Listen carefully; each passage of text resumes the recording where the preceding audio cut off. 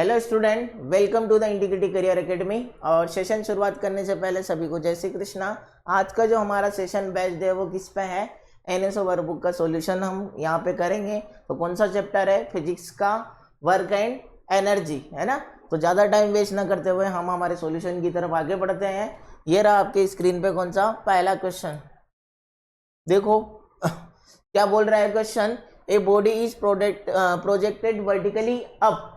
अगर आपने किसी ऑब्जेक्ट को क्या करा है, ऊपर की तरफ फेंका है, तो at a certain height H about the ground. अगर किसी हाइट एच पे the ratio of its potential energy to the kinetic energy, potential energy और काइनेटिक एनर्जी का रेशियो कितना है? 2/3 है। तो पहले ही हम देख लेते हैं। अब क्या देखें, देखो किसी ऑब्जेक्ट को आपने वर्टिकली अपवर्ड थ्रो करा। सपोज करो हाइट एच बोली है उन्होंने, at a certain height H. अगर वो एच हाइट पे पहुंच जाता है, ये हाइट कितनी है ये, तो बताओ एच हाइट पे पोटेंशियल एनर्जी कितनी होगी? mgh। एच हाइट पे कितनी पोटेंशियल एनर्जी होगी? mgh होगी ना। और इस हाइट पे उसने पोटेंशियल एनर्जी और काइनेटिक एनर्जी का रेशियो कितना दे रखा है? 2/3। तो यहां से आप रेशियो निकाल सकते हो, potential energy upon kinetic energy is equal to कितना दे रखा है? ये 2/3 दे रखा है ना। पोटेंशियल एनर्जी कितनी है? mgh। और काइनेटिक एनर्जी आपको निकालनी है यहाँ से, तो 2/3। तो काइनेटिक एनर्जी कितनी आएगी? 3/2 mgh, है ना। ये आपकी काइनेटिक एनर्जी एच हाइट पे, और एच हाइट पे पोटेंशियल एनर्जी कितनी है? mgh है। तो क्या मुझे आप टोटल एनर्जी बता सकते हो क्या? टोटल एनर्जी क्या होता है? Potential energy plus kinetic energy, है ना। तो एट हाइट एच, आपको एच हाइट पे क्या बताना है आपको? अगर एच हाइट पे मैं टोटल एनर्जी पूछूं, है ना, एट हाइट एच, अगर आप बताओ क्या टोटल एनर्जी, तो क्या मैं बोल दूं potential energy plus kinetic energy, है ना। अब पोटेंशियल एनर्जी कितनी है? mg h, और काइनेटिक एनर्जी कितनी है? 3/2 mgh, यही है ना। अब ये देखो कितना आ रहा है? 5/2 mgh, है ना। ये आ गई उसकी टोटल एनर्जी। अब आपको ये बताना है, क्वेश्चन क्या बोल रहा है? The ground of the ratio of the energy to the potential energy will be 2/3। ऐसी कौन सी हाइट होगी जिस पे काइनेटिक एनर्जी और पोटेंशियल एनर्जी का रेशियो जो है वो कितना हो? 2/3 हो, है ना। पहले दिया था पोटेंशियल एनर्जी और काइनेटिक एनर्जी का रेशियो। अब की बार पूछा आपको kinetic energy upon potential energy का रेशियो, तो क्या करोगे आप? सपोज करो हाइट मान लो आप कितनी, एक्स हाइट पे वो है ना, एक्स हाइट पे एट हाइट एक्स। अगर वहां पे हाइट एक्स है तो पोटेंशियल एनर्जी हम लिख सकते हैं क्या? mgx, है ना। अब काइनेटिक एनर्जी आप बता सकते हो कितनी होगी? काइनेटिक एनर्जी कितनी होगी? Total energy minus potential energy. Total energy कितनी है? 5/2 mgh minus mgh। Total energy में से आप क्या माइनस करोगे? पोटेंशियल एनर्जी माइनस कर दो, आपके पास काइनेटिक एनर्जी आ जाएगी। अब क्या करना है? रेशियो दे रखा है, काइनेटिक अपॉन पोटेंशियल कर दो। तो काइनेटिक अपॉन पोटेंशियल का रेशियो 5/2 mgh माइनस mgx। ये तो आपकी kinetic energy divided by potential energy is equal to 2/3। Correct, 2/3 दे रखा है। अब ये इधर आएगा, ये इधर आएगा, है ना। तो देखो ये इधर आ रहा है 5×3 15/2 mgh माइनस का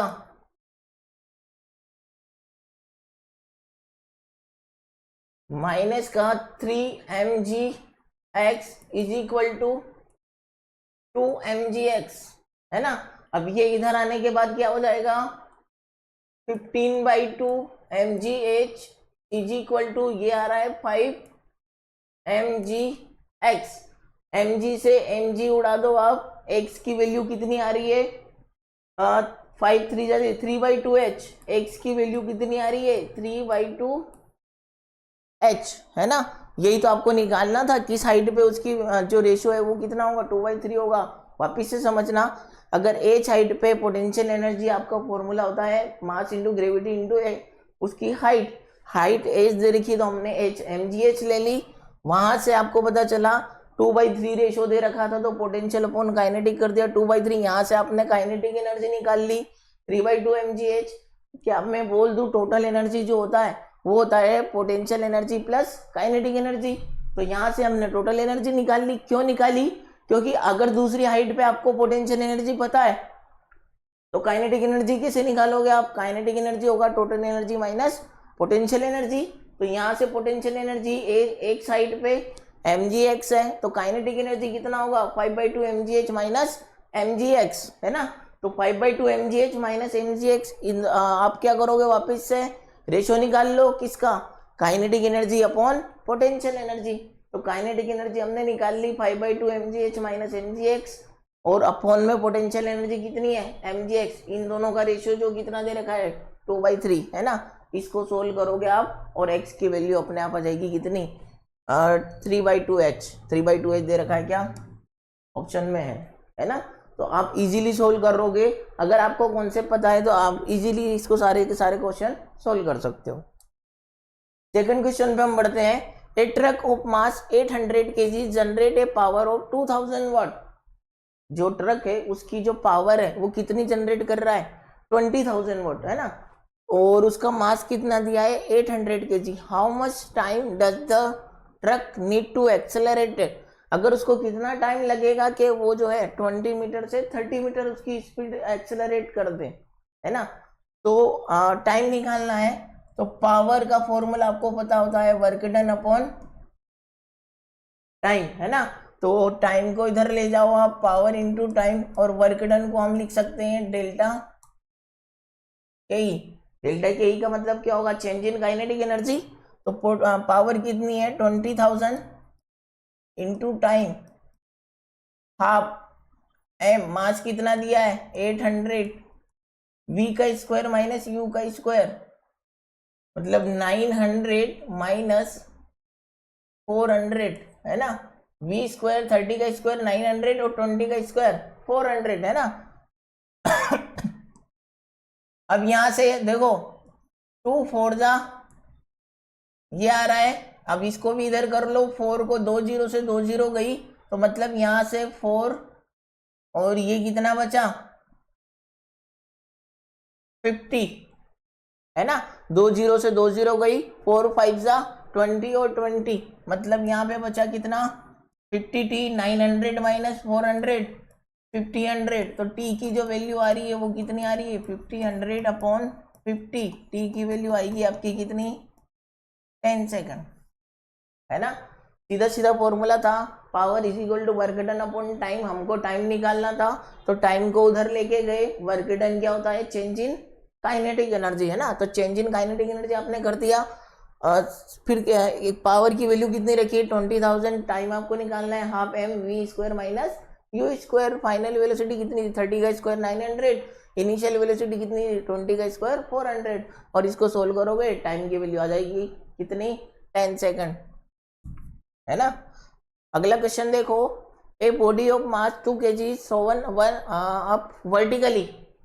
अगर किसी मास को आप ऑब्जेक्ट ऊपर की तरफ थ्रो करते हो तो काइनेटिक एनर्जी ये कितनी है 490 जूल है। तो क्या मैं बोल दूं ये काइनेटिक एनर्जी मैक्सिमम हाइट पे जाने के बाद इसमें बदल जाएगी पोटेंशियल एनर्जी में बदल जाएगी। तो पोटेंशियल एनर्जी कितनी हो गई 490 जूल एट मैक्सिमम हाइट, है ना। हाइट ले लो आप कितनी h, तो क्या आप पोटेंशियल एनर्जी का फॉर्मूला सबको पता ही होता है mgh, कितना दिया है 490 जूल, मास कितना दिया है 2, g की वैल्यू कितनी 9.8 और हाइट आपको निकालनी है तो कितना आ रहा है ये 490, है ना। तो हाइट आप यहां से निकाल सकते हो, क्या कितनी आएगी 490 डिवाइडेड बाई 2 इंटू 9.8, डेसिमल हटाओ ऊपर एक जीरो लाओ, है ना। तो ये आ रहा है 100, ये कितना आ रहा है 2, 49 टू 98, तो 100 डिवाइडेड बाई 4, तो हाइट की जो वैल्यू आ रही है वो कितनी आ रही है, टोटल कितनी हाइट पे गया, वो 25 मीटर हाइट पे गया है ना। अगर आप इस काइनेटिक एनर्जी के साथ उसको थ्रो करते हो ना ऊपर, तो कितनी हाइट आएगी उसकी, 25 मीटर। क्वेश्चन में पूछा क्या है, the height eight which the kinetic energy of the body become half. अगर कितनी हाइट पे उसकी पोटेंशियल एनर्जी और काइनेटिक एनर्जी हाफ हाफ हो जाएगी, तो यहाँ पे पोटेंशियल एनर्जी mgh है, तो हाफ हाइट पे पोटेंशियल एनर्जी आधी हो जाएगी, क्योंकि हाइट का पोटेंशियल एनर्जी का फॉर्मूला वहां पे क्या हो जाएगा, mgh/2, और mgh और mgh/2 बराबर आधी आधी वैल्यू होती है ना। तो अगर इस हाइट पे ये काइनेटिक एनर्जी इतनी है, तो हाफ काइनेटिक एनर्जी कितनी हाइट पे हो जाएगी, h/2 पे, तो 25 डिवाइडेड बाई 2 कितना आ रहा है, 12.5 मीटर, है ना। इजी सा क्वेश्चन था ये, तो हर कोई कर लेगा, आपको कुछ नहीं करना है। काइनेटिक एनर्जी जो थी वो हाइट पे किस में बदल जाएगी, पोटेंशियल एनर्जी में। यहाँ से हमने हाइट निकाल ली, एच हाइट पे इतनी एनर्जी है, तो h/2 हाइट पे उसकी एनर्जी क्या हो जाएगी, हाफ हो जाएगी। तो हमने क्या कर दिया, 25/2 कर दिया, 12.5 आपका आंसर है। अगला क्वेश्चन देखो, if A light body and heavy body possesses the same momentum, तो काइनेटिक एनर्जी का फॉर्मूला आपके पास होता है p²/2m। यहां से p जो है क्या है, कांस्टेंट है, कांस्टेंट है, तो kinetic energy inversely proportional to the mass, है ना। अगर inversely proportional to the mass है, तो अब आप क्या करना है, the lighter body will possesses more kinetic energy, mass कम, तो काइनेटिक एनर्जी क्या हो जाएगी, ज्यादा, है ना। तो मास कम है तो काइनेटिक एनर्जी कितनी हो जाएगी आपकी, ज्यादा। और ये भी यही बोल रहा है, लाइटर बॉडी मतलब मास कम। पहला स्टेटमेंट हमारा क्या है, करेक्ट है। The kinetic energy of a body varies as the square of its velocity, तो काइनेटिक एनर्जी का एक फॉर्मूला ये भी होता है, हाफ mv², है ना। तो यहां से आप बोल सकते हो kinetic energy directly proportional to the square of its velocity. पर क्या हमने ये जो रिलेशन निकाला है उसमें इस वाले स्टेटमेंट का कोई यूज है क्या, हमने तो मोमेंटम को कांस्टेंट मान के हमने यहाँ पे करा है। अगर इसको आप बेस मानोगे तो जिसका मास ज्यादा उसकी काइनेटिक एनर्जी ज्यादा हो जाएगी, है ना। तो ये स्टेटमेंट भी करेक्ट है, ये स्टेटमेंट भी करेक्ट है, पर ये वाला स्टेटमेंट इसका करेक्ट एक्सप्लेनेशन नहीं है ना। इट इज ऑल्सो करेक्ट, तो हमारा ऑप्शन क्या आ जाएगा, सेकंड। दोनों करेक्ट है, पर सेकंड वाला जो है वो फर्स्ट का करेक्ट एक्सप्लेनेशन नहीं है ना। A planet of mass m is revolving around the sun in a circular of circle of radius r. What is the work done by gravitational force F is moving the planet over the half the circumference of the circle, है ना। अब मुझे ये बता दो कि है ना, जब भी कोई ऑब्जेक्ट सर्कुलर पाथ पे मोशन करता है ना, अगर कोई ऑब्जेक्ट सर्कुलर पाथ पे मोशन करता है तो यहाँ पे क्या होगा, ये लगा फोर्स और ये लगा डिस्प्लेसमेंट, डिस्प्लेसमेंट इधर और फोर्स इधर, है ना। तो दोनों के बीच में हर बार जो एंगल अब बन रहा है, कितना बन रहा है, 90 डिग्री। और 90 डिग्री पे जो भी वैल्यू आती है work done, F H cos theta, work done क्या होता है, F into S cos theta. Theta की वैल्यू अगर 90 रख रहे हो आप, तो वर्क तो वैसे ही 0 हो गया, कोस 90 क्या होता है, 0 होता है। तो इसमें जितना भी वर्क डन आ रहा है वो सारा का सारा क्या है, 0 है, क्योंकि एंगल जो बन रहा है ना वो कितना बन रहा है, 90 डिग्री बन रहा है ना। Work done against friction in moving a body over A close path is 0। Work done by friction कभी भी 0 नहीं होता, क्लोज पाथ में अगर वो जितना भी चल रहा है ना, तो क्लोज पाथ ये 0 बता रहा है ना। वर्क डन क्या होगा, फोर्स इनटू डिस्प्लेसमेंट, क्योंकि जो फ्रिक्शन है वो नॉन कंजर्वेटिव फोर्स है ना, कंजर्वेटिव फोर्स नहीं है। तो हम यहाँ से बोल सकते हैं कि ये वाला जो वर्क डन, ये जो फ्रिक्शन, ये वाला स्टेटमेंट जो बोल रहा है, ये फ्रिक्शन फोर्स के द्वारा जो भी वर्क डन बोल रहा है ये 0 बता रहा है ना। तो 0 नहीं होता। Work done bye a constant force is always 0 in A round trip of the point of application of force. अगर देखो वर्क डन का फॉर्मूला यही आ रहा है ना, फोर्स कांस्टेंट है तो अगर कुछ भी वैल्यू और डिस्प्लेसमेंट अगर आप जीरो रखोगे तब आपका वर्क डन जीरो आएगा, है ना। तो आप इसमें ये नहीं बोल सकते कि वर्क डन कांस्टेंट है तो डिस्प्लेसमेंट भी कांस्टेंट होगा, नहीं होगा, है ना। वर्क कांस्टेंट है। अगर आप बोलो कांस्टेंट वेलोसिटी है, कांस्टेंट वेलोसिटी है मतलब एक्सेलरेशन जीरो मतलब फोर्स जीरो, फोर्स जीरो मतलब वर्क डन भी क्या हो जाएगा, जीरो। पर उसने ये नहीं बोला है कि कांस्टेंट मोशन है, उसने बोला है कांस्टेंट फोर्स है, मतलब एक जैसा फोर्स तो लग ही रहा है उस पर, तो वर्क डन कैसे जीरो होगा, है ना।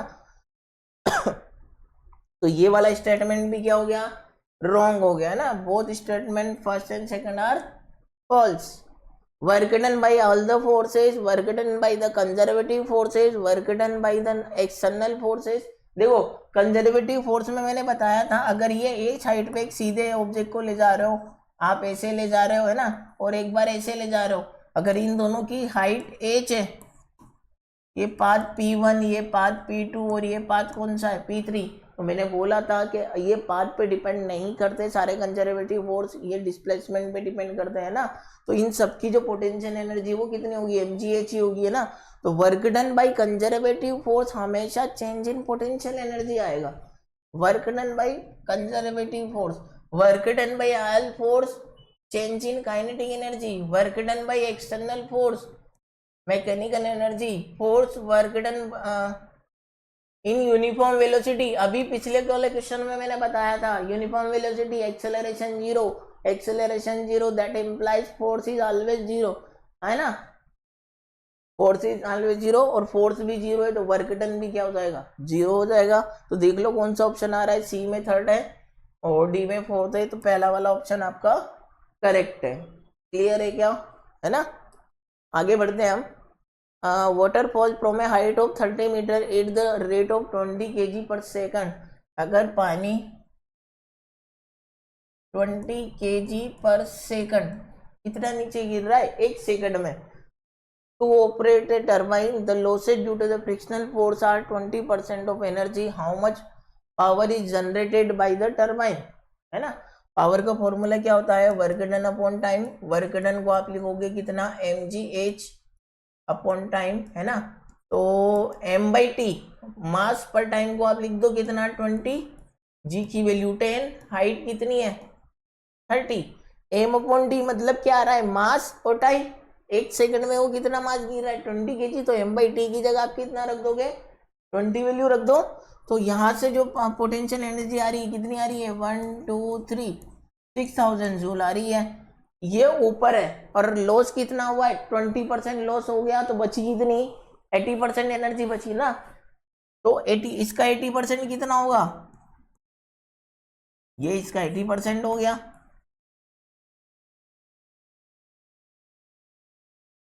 है ना। अगर 20% उसकी लॉस हो गई तो बची कितनी 80% बची ना। तो वही तो पूछा उसने, कितनी एनर्जी 20% लॉस है, how much power is generated by the turbine, है ना। तो 4800 जूल, ठीक है 4800। अच्छा किलोवाट में दिया है तो 4.8 किलो जूल, जूल नहीं वॉट, सॉरी वॉट, क्योंकि हम निकाल क्या रहे पावर निकाल रहे, तो यहाँ भी वॉट आएगा। पावर की यूनिट क्या होती है, वॉट होती है। तो mgh by T, m by T की जगह आपने क्या रख दिया 20, g की वैल्यू 10 दी है क्वेश्चन में, हाइट दिया 30, टोटल एनर्जी आ गई, इसमें 20% लॉस कर दो या 80% कंटेन कर दो, तो टोटल आंसर आपका आ जाएगा 4.8 किलोवाट, है ना। A truck and a car having equal kinetic energies it stopped by applying equal retarding force if S1 and S2 are the distances covered by truck and car respectively before stopping then, है ना। Equal kinetic energy है और equal retarding force है ना। Kinetic energy equal है और उसका retarding force equal है, तो दोनों की डिस्टेंस भी इक्वल होगी, इसमें कोई सोचने वाली बात है ही नहीं, है ना। अगर आप कैलकुलेशन करना चाहो तो कर भी सकते हो। Kinetic energy first is equal to kinetic energy second, half m1u1 square is equal to half m2u2 square. यहाँ से आप निकाल सकते हो m1u1 square is equal to m2u2 square, है ना। अगर आपको क्या निकालना है s1 s2, तो v1 square u1 square to a S1, है ना। यहां से आप क्या निकालोगे, एक्सेलरेशन F बराबर ma, है ना। तो इनिशियल वेलोसिटी ये तो आ गया, वैसे ही 0 आ गया। A truck car having a stop by applying equal retarding force and ये वाला 0 आ रहा ना, तो V1 square is equal to 2, acceleration को आप लिख दो क्या, equal force upon m1 S1, है ना। तो यहां से S1 की जो वैल्यू आ रही है वो कितनी आ रही है,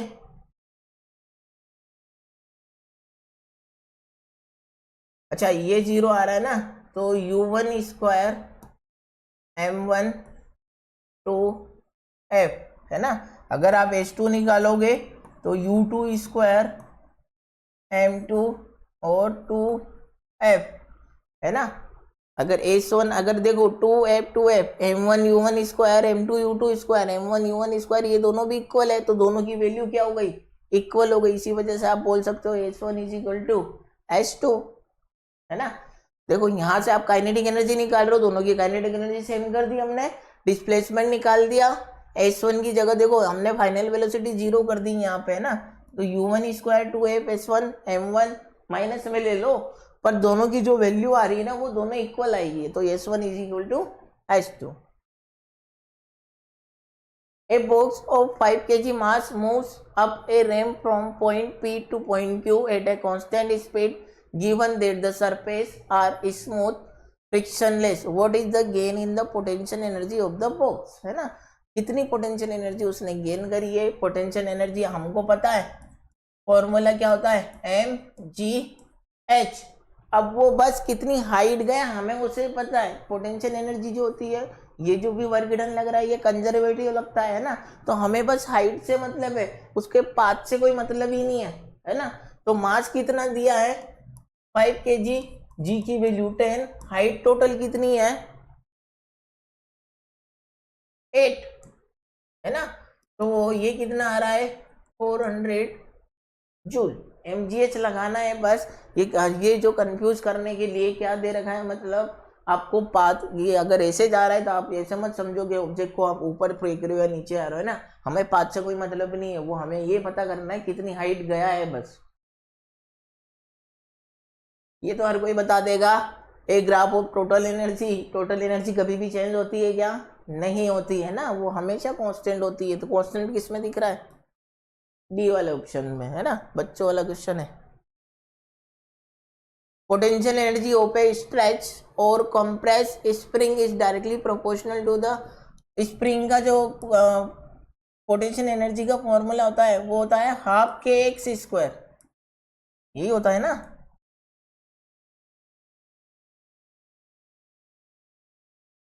u का फॉर्मूला कितना होता है हाफ के एक्स स्क्वायर, तो u directly proportional to the X square, तो सही बता रहा है ये। तो x क्या होता है, वो जितना स्ट्रेच हुआ है या वो जितना कंप्रेस हुआ है।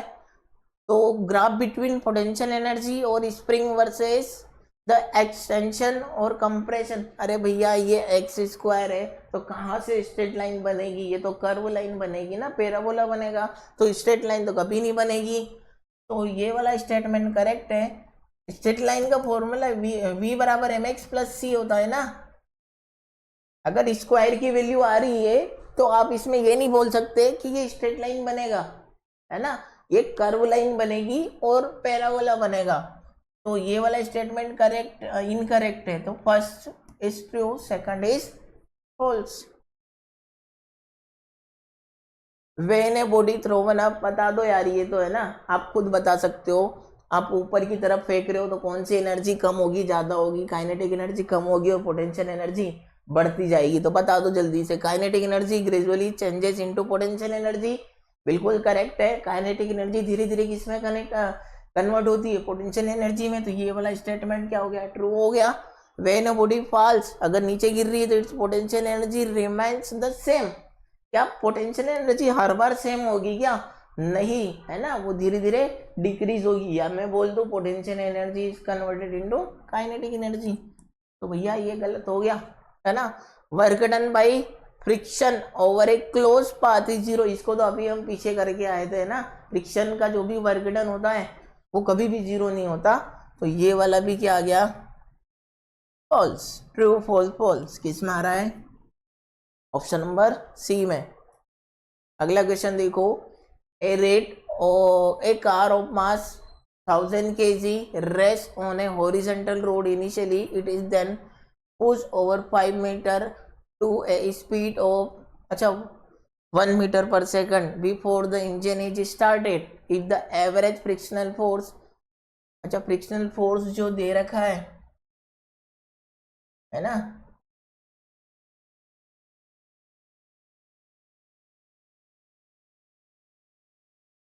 वो कितना दिया है इन्होंने, 500 न्यूटन। जब वर्क डन बाय फ्रिक्शन आप बता सकते हो क्या, फोर्स इनटू डिस्प्लेसमेंट। फोर्स कितना दिया है 500, डिस्प्लेसमेंट कितना हुआ है 5 मीटर। तो ये वर्क डन बाय फ्रिक्शन है ना। तो टोटल वर्क बताना है हमें, वर्क डन बाय फ्रिक्शन थोड़ी पूछा उसने, हमें पूछा क्या है, टोटल वर्क पूछा है ना। तो वर्क डन बाय, एक और आपको निकालना है क्या, चेंज इन काइनेटिक एनर्जी। तो half M we square minus U square, है ना।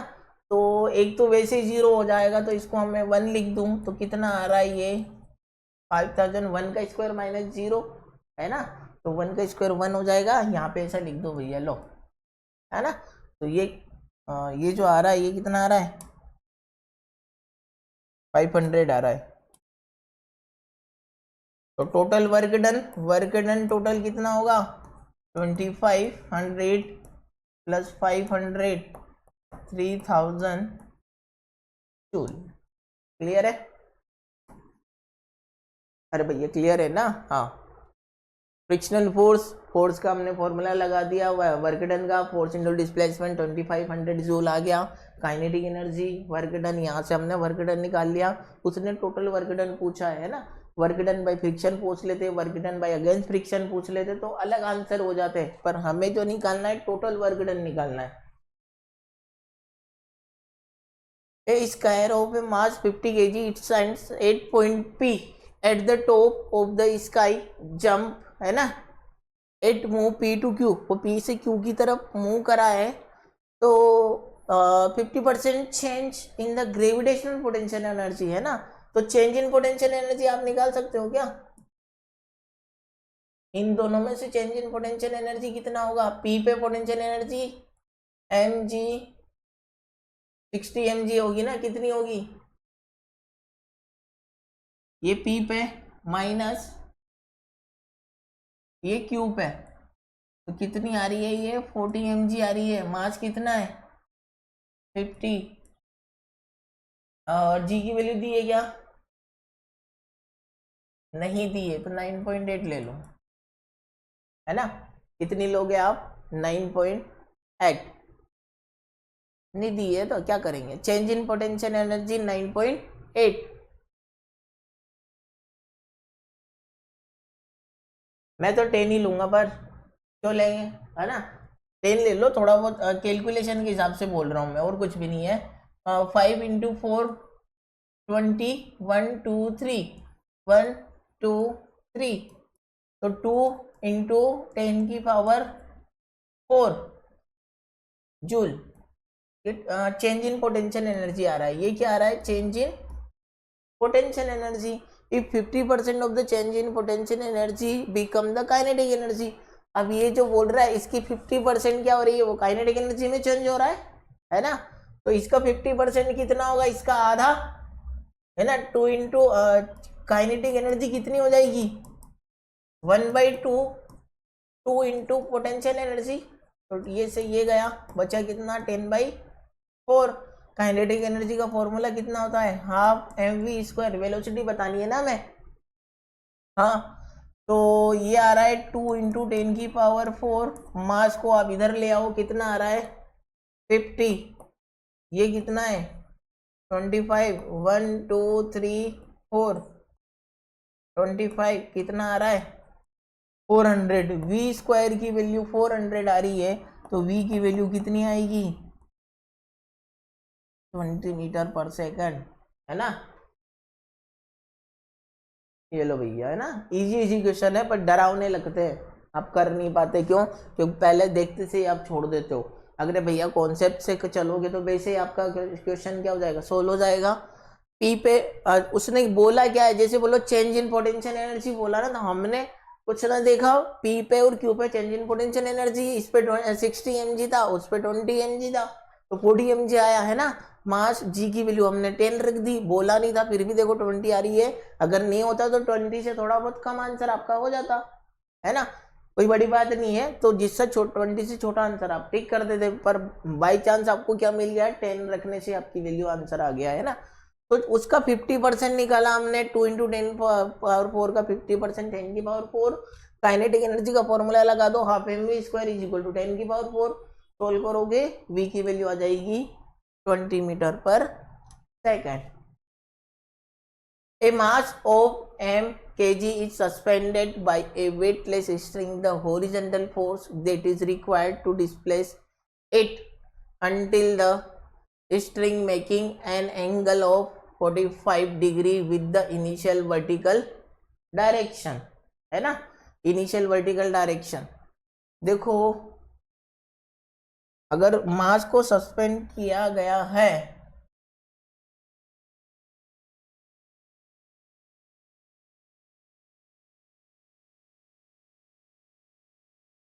ये आ रहा है ना, थोड़ा सा डायग्राम बना लेते हैं हम। यहां से अगर ये ऑब्जेक्ट है ना,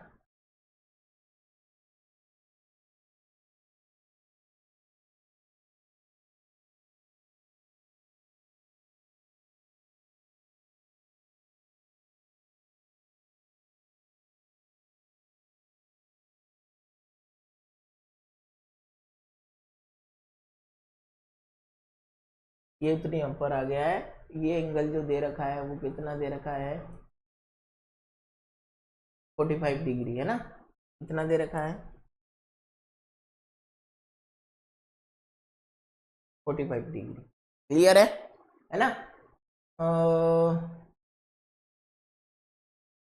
चल, अगर आप ये बोलो कि अगर पूरी स्ट्रिंग, इसकी स्ट्रिंग की जो लेंथ है वो कितनी है, एल है, स्ट्रिंग की लेंथ कितनी है, एल है ना, तो क्या आप ये वाली साइड बता सकते हो क्या, अगर इसको मैं पी क्यू आर और इसको नाम दे दो आप क्या, एस, क्या आप मुझे क्यू आर बता सकते हो क्या, राइट एंगल ट्राइंगल में ये वाली साइड कितनी है, 45 डिग्री, है ना, आपको ये बताना है, ट्रिग्नोमेट्री का यूज लगेगा, है ना। क्या लिखोगे आप इसको, क्या मैं ये लिख दूं, क्या ये जो है एल साइन 45 डिग्री और ये जो है एल कोस 45 डिग्री, पर ये जो एल कोस 45 डिग्री है ना, ये इतना ही है, यहां से यहां तक।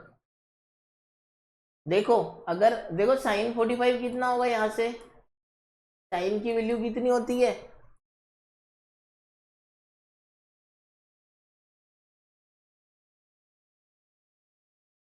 ये आपकी ट्रिक है ना, परपेंडिकुलर अपॉन हाइपोटेनियस। अगर मैंने बोला था परपेंडिकुलर मतलब उसके सामने की वैल्यू, है ना, ये आपको निकालना है अपॉन हाइपोटेनियस। हाइपोटेनियस का मतलब कितना आएगा, एल, तो एक्स की वैल्यू जो आ रही है वो कितनी आ रही है, एल साइन 45 डिग्री, है ना। अगर वैसे आप अगर इसको निकालोगे तो ये क्या आ गया, बेस आ गया, तो बेस अपॉन हाइपोटेनियस, तो कोस अगर 45 निकालोगे तो बेस कितना है यहाँ पे, इसको मान लो आप कितना y, और ये वाला जो है कितना आ रहा है, हाइपोटेनियस कितना है, l, तो y की जो वैल्यू आएगी वो कितनी आएगी, l cos 45 डिग्री, है ना। तो ये l sin 45 डिग्री आ गया, और ये कितना आ गया, l cos 45 डिग्री। ये क्यों निकाला, क्योंकि जब वो हॉरिजॉन्टल जा रहा है तब इस पे फोर्स लग रहा है F, तो वर्क डन क्या हो जाएगा, फोर्स इनटू डिस्प्लेसमेंट। डिस्प्लेसमेंट कितना हुआ, L sin 45 degree, L sin 45 degree, तो वर्क डन जो है वो कितना आ रहा है, एफ एल साइन 45 की वैल्यू कितनी होगी, √2, है ना। साइन 45 की वैल्यू कितनी होगी √2। अगर यहाँ पे आप निकालो ये वर्क डन क्या होगा, चेंज इन काइनेटिक या पोटेंशियल एनर्जी है ना। अब यहाँ पे पोटेंशियल एनर्जी कितनी थी 0 और यहाँ पे वो कितनी हाइट ऊपर गया है। क्या आप ये वाली डिस्टेंस बता सकते हो क्या? देखो रस्सी की लेंथ जो L है ये पूरा कितना है, ये पूरी डिस्टेंस कितनी है L, तो L माइनस कोस 45 डिग्री। तो क्या मैं बता दूं ये वाली डिस्टेंस आपकी आ जाएगी, है ना। अगर इसको आप मान लो कितना h, तो क्या मैं बोल दूं h जो है वो है L माइनस L कोस 45 डिग्री है ना। L माइनस L कोस 45, क्योंकि पूरी डिस्टेंस कितनी है L है और ये वाली डिस्टेंस कितनी है L कोस 45 डिग्री। तो ये वाली डिस्टेंस कितनी आ जाएगी L माइनस L कोस 45 डिग्री। अब चेंज इन पोटेंशियल एनर्जी कितना आ जाएगा m और एक्सेलरेशन g, h की वैल्यू L माइनस L कोस 45 डिग्री है ना। तो ये आ जाएगा कितना mgl 1 माइनस कोस 45 डिग्री। और ये चेंज इन पोटेंशियल एनर्जी आप क्या बोलोगे वर्क डन, तो इसको आप वर्क डन के बराबर रख दो। ये कितना आ रहा है एफ एल √2, L से L गया, ये आ रहा है एफ अपॉन, ये क्या हो गया, चलते चलते कलर चेंज हो रहे हैं, आप मत चेंज करना है ना, इंसान भी चेंज हो जाते हैं चलते चलते, तो कुछ भी चेंज हो सकता है। तो एम जी 1 माइनस कोस 45 की वैल्यू 1/√2, तो इसको आप लिखोगे, फिर चेंज हो गया, ये ऐसा मत करो, अरे यार बार बार कलर।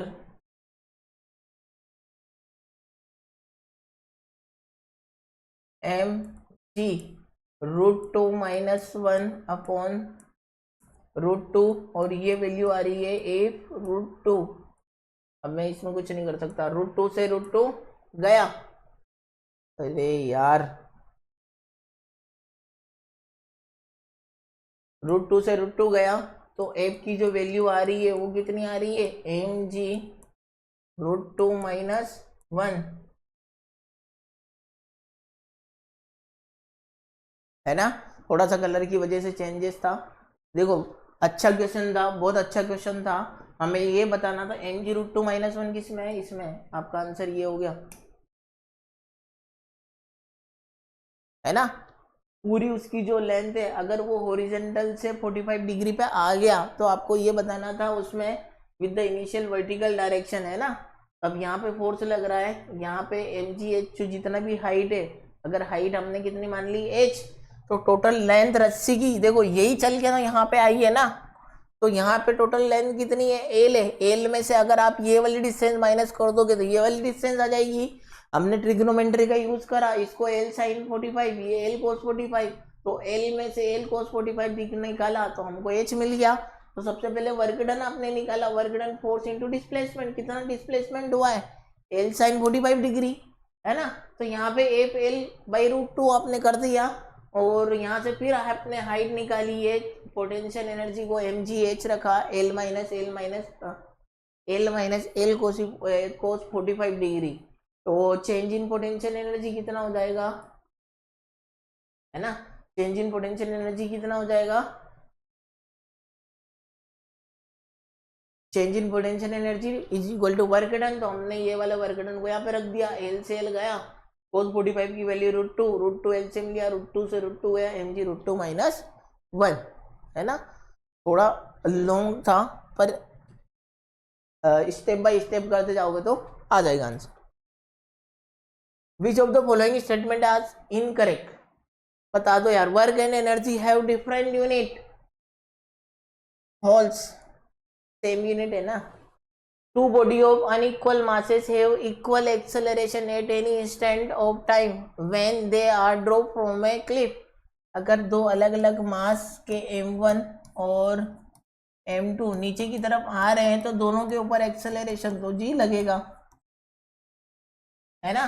तो दोनों के ऊपर एक्सेलरेशन g लग रहा है, तो अलग अलग एक्सेलरेशन कैसे हुआ, इक्वल एट एनी से when they are equal acceleration बोल रहा है तो ट्रू है, अगर इक्वल नहीं बोलता तो फॉल्स हो जाता। When an aeroplane takes off the work done by its weight is positive, work done देखो वेट नीचे लग रहा है, टेक ऑफ ऊपर कर रहा है तो नेगेटिव होगा, पॉजिटिव नहीं होगा, तो ये भी कितना आ रहा है, फॉल्स आ रहा है।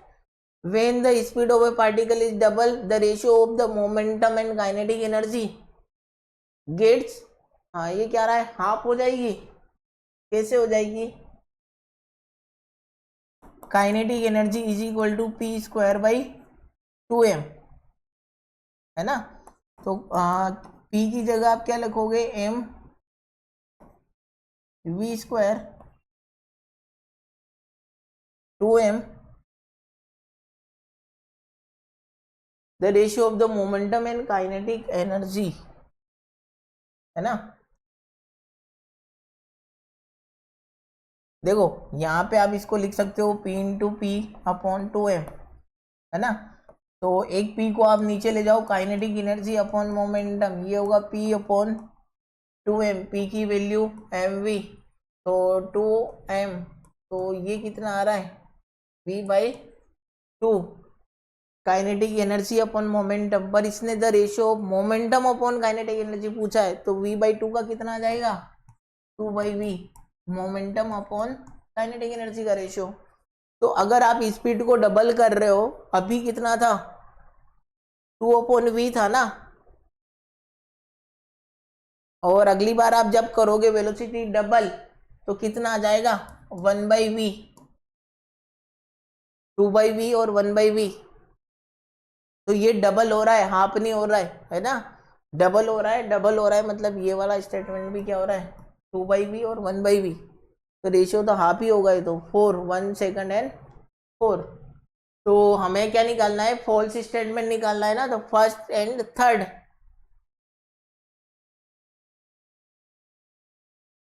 है ना। कौन सा आएगा आंसर, फर्स्ट एंड थर्ड। कुछ प्रॉब्लम है ना। इसको वापिस से करोगे आप, देखो कि बोला क्या रखा है, वर्क एंड एनर्जी, ये क्या आ रहा है, डिफरेंट यूनिट, तो काइनेटिक एनर्जी आपने निकाल ली, ये वाली चीज, और P बाई 2m ये कितना आ रहा है, V बाई 2, और ये 2 by V, P by K, सही है ना।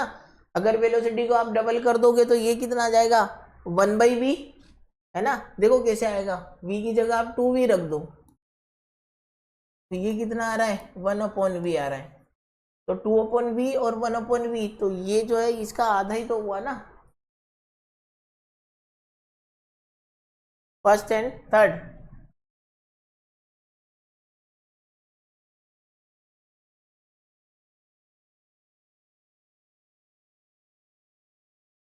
अगला क्वेश्चन देखो, two incline frictionless track, one gradually and other the meet 8 point A, है ना।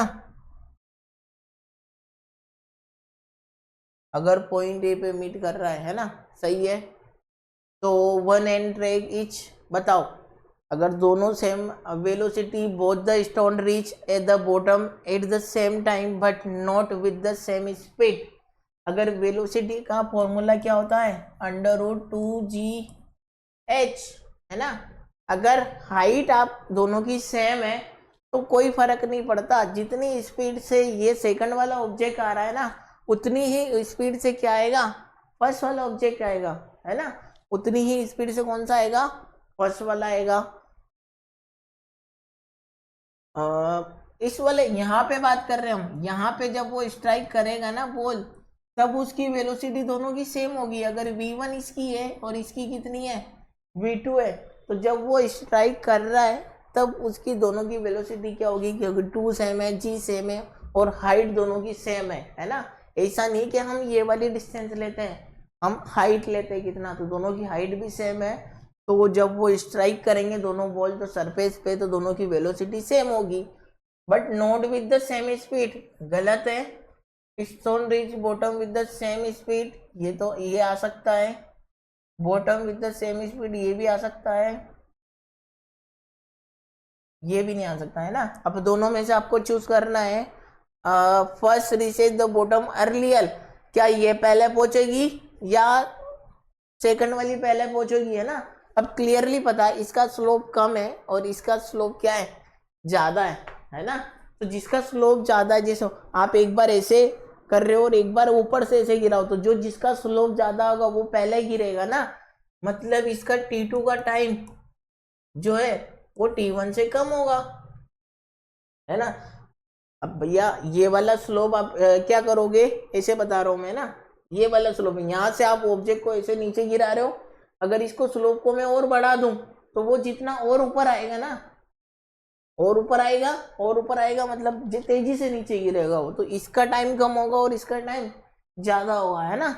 और वैसे भी आप निकाल भी सकते हो, v बराबर u प्लस AT से ये 0 आ रहा है, ड्रॉप कर रहा है, तो v1 is equal to acceleration a1 t1, है ना। यहाँ पे आप ये लोगे v1 a1 t1 और v2 को आप लिखोगे a2 t2, दोनों की वेलोसिटी सेम है, तो a1 t1 is equal to a2 t2। अब यहाँ से एक्सेलरेशन कैसे निकालोगे आप, अगर इस पे जो है mg नीचे की तरफ लग रहा है g, तो ये वाला फोर्स जो लग रहा है वो लग रहा है g साइन थीटा, है ना। और ये लग रहा है g कोस थीटा, मतलब नीचे की तरफ लगेगा ऐसे, जी कोस थीटा।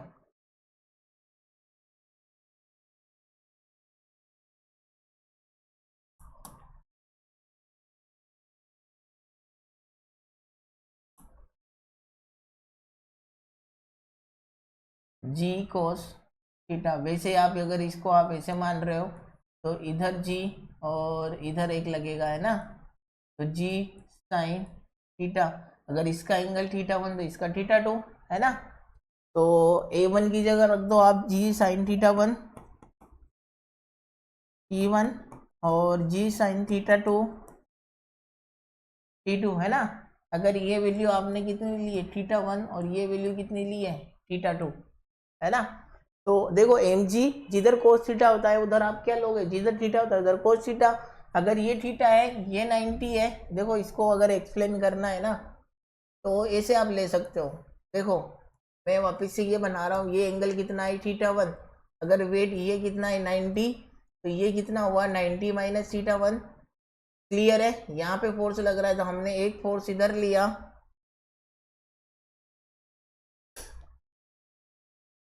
कलर चेंज कर लो, है ना। एक फोर्स इधर लिया और एक फोर्स इधर लिया, 90 माइनस थीटा 1, तो ये कितना हुआ थीटा 1। तो जिधर थीटा उधर कोस थीटा, और जिधर थीटा नहीं है उधर साइन थीटा, है ना। तो ये आ रहा है एम जी कोस थीटा 1, तो जी साइन थीटा, जी से जी गया, है ना। तो sine theta 1 t1 upon t2 is equal to sine theta 2 upon sine theta 1। अगर थीटा 2 बड़ा है तो साइन थीटा 2 भी बड़ा होगा, है ना। तो t1 अपॉन t2, यहाँ से क्या आ रहा है थीटा 2 ग्रेटर देन थीटा 1, तो t1 ग्रेटर देन t2, सीधी सी बात है।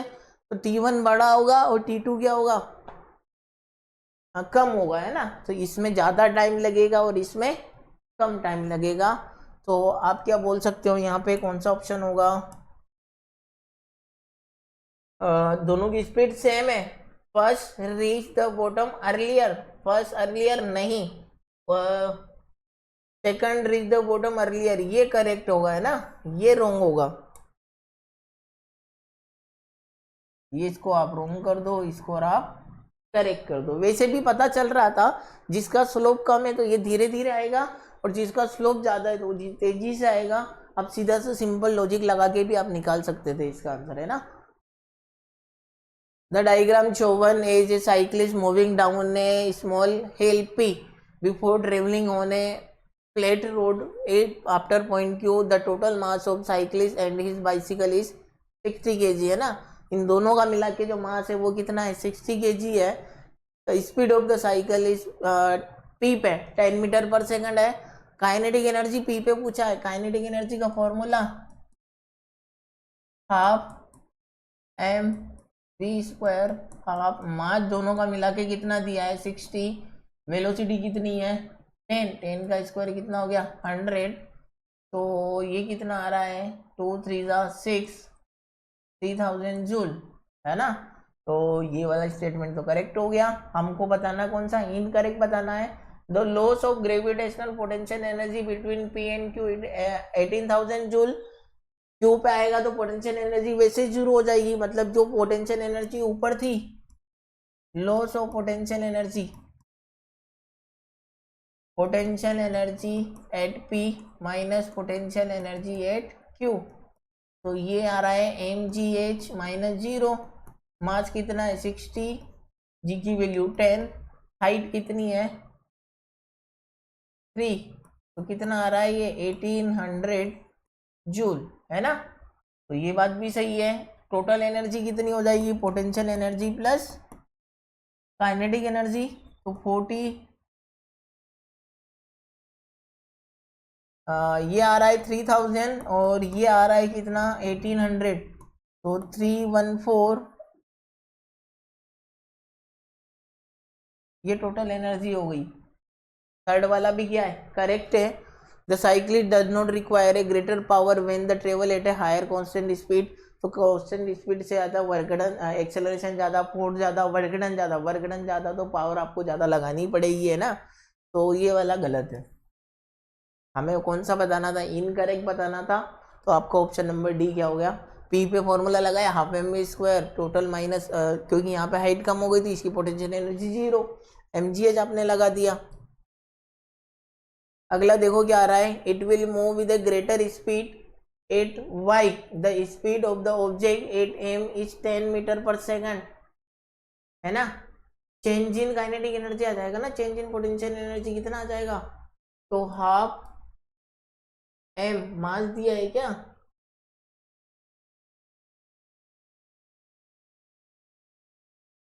एम जी, है ना। और kinetic energy 25 minus 20 m g h, तो ये आ रहा है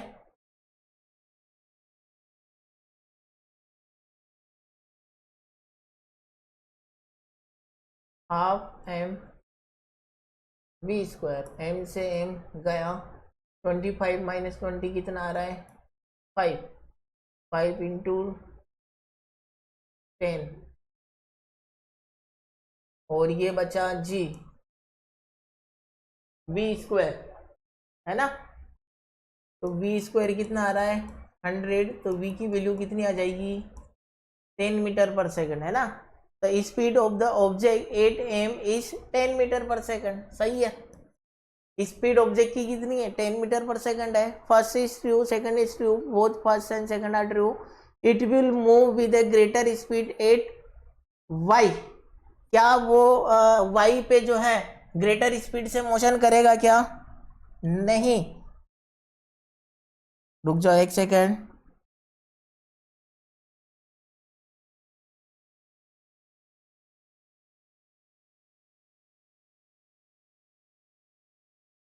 आ रहा है क्या, चलो। It will move with a greater speed at y, v का फॉर्मूला होता है अंडर रूट 2g h, मतलब जहाँ पे हाइट ज़्यादा वेलोसिटी ज़्यादा तो x पे उसकी ज़्यादा होगी, y पे कम होगी, है ना। तो ये वाला स्टेटमेंट जो है वो इनकरेक्ट है, तो ओनली कौन सा आएगा सेकंड इज ट्रू, है ना। यहाँ पे आप क्या बोल सकते हो, ओनली सेकंड इज ट्रू। ये यहाँ हमने करा सही है ना। Speed of the object at m, m पे हमने क्या करा, टोटल जो चेंज इन एनर्जी था एम जी 25 माइनस 20 h, उसको हमने किस में चेंज कर दिया काइनेटिक एनर्जी में। तो ये एम जी 25 माइनस 20, ये कितना आ रहा है 5, जी की वैल्यू हमने 10 रख दी, 2 को इधर मल्टीप्लाई ले आए तो 5 इंटू 2 10, 10 इंटू 10 100, वी स्क्वायर कितना आ रहा है 100, तो वी की वैल्यू कितनी आएगी 10 मीटर पर सेकंड। तो पहला सेकंड वाला स्टेटमेंट आपका करेक्ट था, और फर्स्ट वाला स्टेटमेंट ये बोल रहा है कि वाई पे ग्रेटर स्पीड है, तो नहीं, जितनी ज़्यादा हाइट उतनी ज़्यादा पे वो करेगा। तो फर्स्ट वाला क्या आ जाएगा, इनकरेक्ट आ जाएगा, है ना। ये आपके सारे वर्कबुक के सॉल्यूशन यहाँ पे कंप्लीट हो चुके हैं। आई होप आपको अच्छे से समझ में आए होंगे और अगले चैप्टर के साथ फिर से मिलेंगे, है ना। तब तक आप अच्छे प्रैक्टिस करते रहिएगा। Thank you.